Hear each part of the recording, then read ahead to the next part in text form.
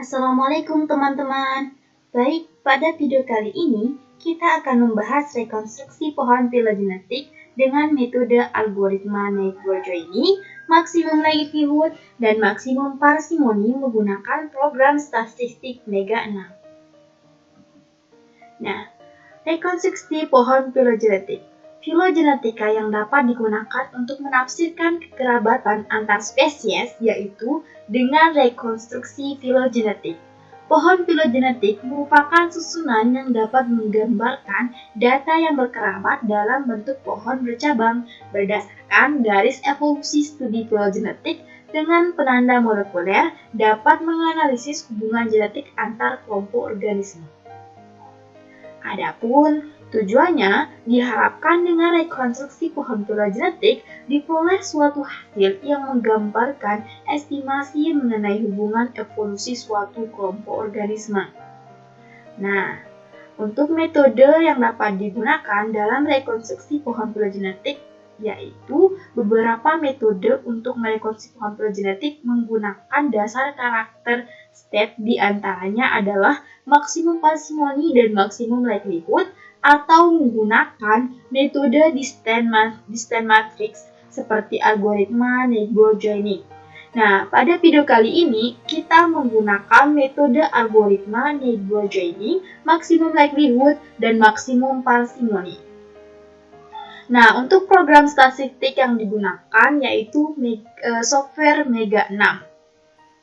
Jadi, pada rekonstruksi pohon filogenetik ini kita menggunakan software Mega 6 untuk merekonstruksi pohon filogenetik. Tahap pertama itu buka aplikasi Mega 6 atau software Mega 6. Maka akan muncul tampilan seperti ini.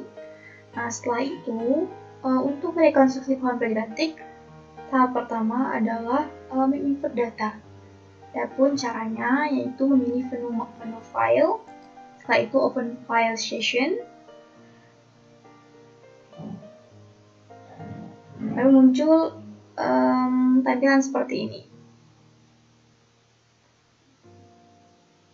Oke, pilih menu atau pilih file yang akan kita analisis pohon filogenetiknya, kita buat pohon filogenetiknya. Nah, jadi ini merupakan data atau file hasil alignment, bentuk formatnya adalah pasta. Sebelum melakukan rekonstruksi, tahap pertama dilakukan adalah alignment sequence yang akan kita gunakan sebagai acuan dalam rekonstruksi pohon filogenetik. Oke, pilih open.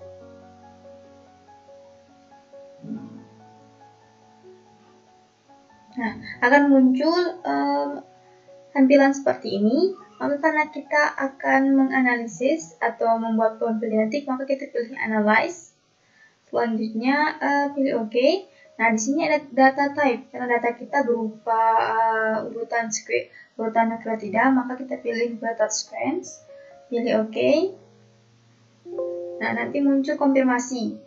Karena kita memang mengkode nukleotida data, maka pilih yes. Pilih OK. Nah, sekarang datanya sudah terinput atau filenya sudah terinput. Nah, ini merupakan data yang akan kita buat pohon filogenetiknya. Ada 10 spesies yang akan kita gunakan, ya, di sini, dan di sini merupakan hasil alignment. Ini alignment atau urutan nukleotida yang sudah di alignment. Oke. Nah, tahap selanjutnya adalah pembuatan pohon filogenetik. Maka pertama, pilih menu filogeny. Nah, di sini ada beberapa menu atau beberapa pilihan, ya. Pilihan metode algoritma yang digunakan.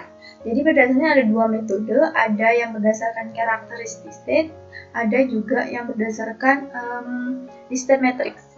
Nah, distant matrix di sini ada terdiri dari Naik-Bourgeois, ada UPG-MA.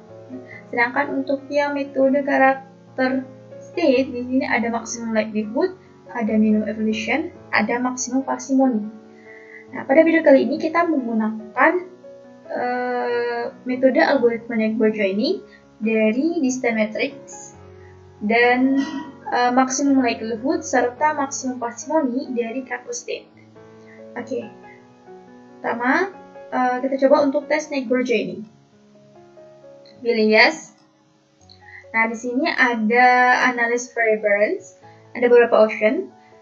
Perlu diperhatikan pada phylogeny test. Di sini ada test of phylogeneity, ada pilihan. Untuk pilihannya sendiri ada dua, ada bootstrap method sama integral branch test. Jadi terserah kita menggunakan apa. Namun pada video kali ini kita menggunakan bootstrap method. Setelah itu akan muncul nomor of bootstrap application. Untuk nomornya atau untuk angkanya terserah ya, bisa 1000, bisa 500, bisa 600. Namun pada video kali ini kita gunakan 1000. Perlu diketahui bahwasanya semakin tinggi nilai bootstrapnya, maka semakin stabil hasil pohon filogenetiknya. Oke, selanjutnya adalah masuk ke substitution model. Nah, substitution type itu yang digunakan nucleotide. Nah, ini perlu sekali diperhatikan untuk yang pemilihan model evolusi. Di sini ada number of difference. Ada beberapa model evolusi yang dapat digunakan. Ada P-distant, ada Jux-Cantor model, ada Kimura 2 parameter model, ada Tajimani model, ada Tamura 3 parameter model, dan lain sebagainya. Nah, untuk mengetahui model apa yang akan kita gunakan dalam rekonstruksi pohon filogenetik ini, caranya adalah sebelum melakukan compute, dan cancel dulu, ya. Pilih menu pada menu model. Di sini ada find best DNA protein atau protein model. Jadi pilih ini. Setelah itu pilih yes. Nah, ada beberapa tampilan analyze variance. Jadi tidak usah diubah, langsung pilih compute. Nah, tunggu. Nanti akan muncul tabel yang menerangkan atau menjelaskan terkait model evolusi yang akan digunakan ya, yang digunakan dalam rekonstruksi pohon filogenetik ini. Oke, selanjutnya sambil menunggu tabelnya muncul. Oke, nah ini tampilan hasil model evolusi yang kita gunakan. Nah, untuk mengetahui model evolusi yang kita gunakan atau yang baik kita gunakan adalah dengan nilai BIC yang terendah, paling rendah. Nilai BIC atau IIC yang terendah. Nah, dari tabel ini menunjukkan bahwa BIC terendah dimiliki oleh model K2 plus G, di mana K2 plus G itu di sini merupakan Kimura 2 parameter. Jadi untuk mengetahui K2 plus G itu apa, di sini ada abbreviation yang menunjukkan jenis yang mana K2 merupakan Kimura 2 parameter. Jadi pada pembuatan pohon filogenetik ini kita model evolusinya kita menggunakan Kimura 2 parameter. Minimize. Nah, tahap selanjutnya adalah pembuatan pohon filogenetik. Jadi pilih menu filogeny. Setelah itu pilih salah satu, misalnya di sini kita menggunakan tes Naegeli joining tree. Setelah itu pilih yes. Nah, langkah selanjutnya di sini sudah kita tentukan test of phylogenetic bootstrap method, nomor of bootstrap application 1000, langsung ke model evolusi. Di sini kita sudah ditentukan ya, modelnya adalah Kimura 2 parameter model. Nah, setelah itu langsung compute. So, compute, tunggu sebentar. Nah, ini merupakan hasil rekonstruksi pohon filogenetik dari metode algoritma Naegeli joining. Yang mana ini merupakan jarak evolusinya yaitu 0,1, jarak pohon atau cabang. Nah, dan ini merupakan nilai bootstrapnya. Oke, sekarang kita akan melihat rekonstruksi pohon filogenetik menggunakan metode algoritma maksimum likelihood. Jadi pilih tes maksimum likelihood, setelah itu pilih yes. Lalu muncul seperti ini, tentukan nilai bootstrapnya. Tadi menggunakan 1000. Oke, jadi langsung pilih compute.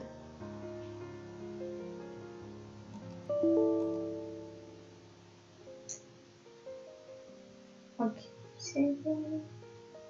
nah, sekarang untuk melihat rekonstruksi pohon filogenetik menggunakan algoritma maksimum likelihood. Nah, pilih tes maksimum likelihood, terus klik yes. Di sini ada beberapa pilihan, tentukan untuk nilai bootstrap testnya. Di sini kita akan menggunakan bootstrapnya itu dengan nilai number of bootstrap application 1000. Untuk model yaitu menggunakan Timura ya. Lalu pilih compute.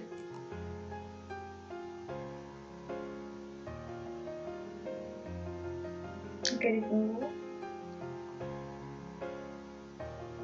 Nah, sambil menunggu nanti akan muncul hasil dari rekonstruksi pohon phylogenetik. Nah, ini merupakan hasil dari rekonstruksi pohon phylogenetik menggunakan algoritma maximum likelihood. Di sini ada jarak evolusi ya, jarak cabang setiap cabang 0,1 dan nilai bootstrapnya. Baik, sekarang kita akan melihat bagaimana ya atau rekonstruksi pohon phylogenetik menggunakan algoritma tes maksimum parsimoni. Klik yes. Di sini tentukan nomor of bootstrap application-nya, terus pilih compute. Nah, ini ditunggu.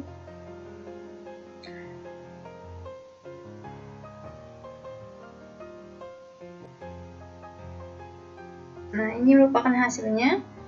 Oke, langkah selanjutnya adalah cara menyimpan ya, menyimpan file yang sudah menyimpan file hasil dari rekonstruksi pohon phylogenetik. Nah, ada caranya, pilih menu pada image. Terus, di sini ada beberapa pilihan. Terserah menyimpan menggunakan apa ya. Bisa menggunakan Coffee to Clipboard, Save as NG meta file, atau menggunakan Save as PNG file, itu gunakan gambar, atau menggunakan Save as PDF, terserah. Nah, pada video kali ini kita akan menggunakan Save as PNG file. Seperti ini. Nah, lalu muncul simpan ya, misalnya saya akan menyimpannya di file dokumen seperti ini. Simpan dengan nama, karena ini merupakan ini for ng ya, filenya ng kan. Oke, untuk yang sama juga untuk yang maksimum likelihood, pilih menu file, menu image. Di sini ada beberapa pilihan.